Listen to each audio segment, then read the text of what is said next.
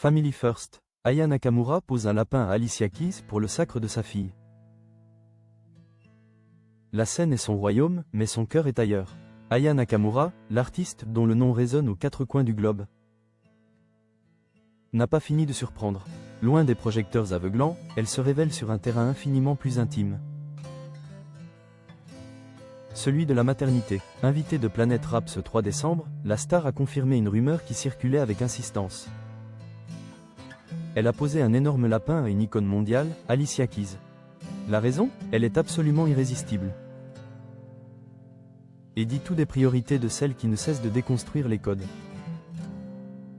Manquer les répétitions du concert d'Alicia Keys à Bercy pourrait être perçu comme un caprice de diva. Mais l'absence de la chanteuse n'était rien de cela. Aya Nakamura assume totalement son choix, qui fut celui de l'inconditionnel. Elle devait être présente au spectacle de fin d'année de sa fille. Pour l'artiste, il n'existe pas de scène plus sacrée, ni de performance plus essentielle. Ce petit contretemps, vite pardonné d'autant qu'elle a ensuite rejoint Alicia Keys sur scène pour un moment électrique et mémorable, est la preuve d'une vérité simple: la famille passe avant tout.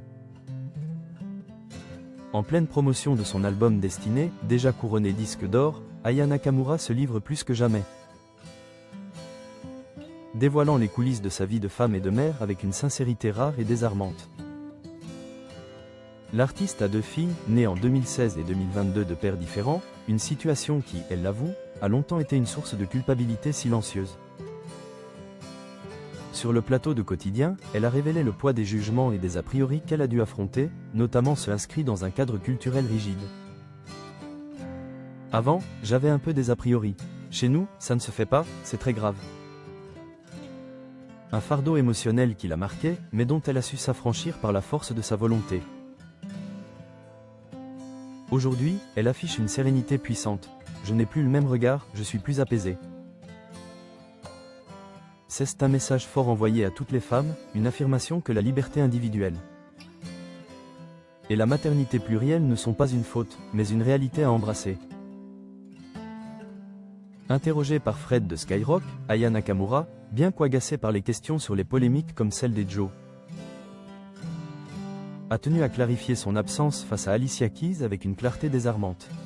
Oui, je n'étais pas aux répétitions, mais j'avais prévenu, a-t-elle expliqué, insistant sur le fait qu'elle n'a jamais manqué un seul spectacle scolaire de ses enfants. C'est sa règle d'or, un mantra qu'elle revendique haut et fort, sans aucune honte ni hésitation: Family First, attention. Ce choix, qui aurait pu créer un incident diplomatique dans le monde du showbiz, n'a pas entravé la magie. Au contraire, Aya Nakamura et Alicia Keys ont offert un moment magique au public de Bercy, interprétant ensemble l'hymne Dja-Dja. Leur alchimie, devant un public conquis, a prouvé que le respect mutuel des artistes n'est pas lié à la ponctualité des répétitions, mais à l'authenticité des êtres. Aya Nakamura, qui plaisante en confiant que les autres parents la croisent désormais à l'école. En tant que maman comme les autres, nous rappelle une vérité fondamentale. En choisissant l'amour filial sur les feux de la rampe, elle ne s'est pas seulement libérée d'une obligation professionnelle.